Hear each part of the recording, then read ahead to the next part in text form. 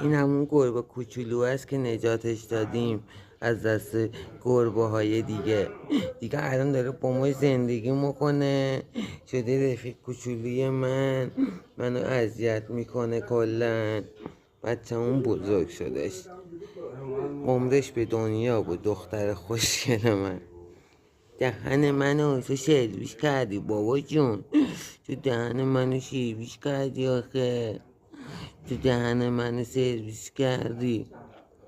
دوستای عزیز، اگه جایی بازم حیوانی بود تو حومه تهران دیدین نیاز به کمک داره یا هر چیزی، لطفاً به بنده اطلاع رسانی کنید.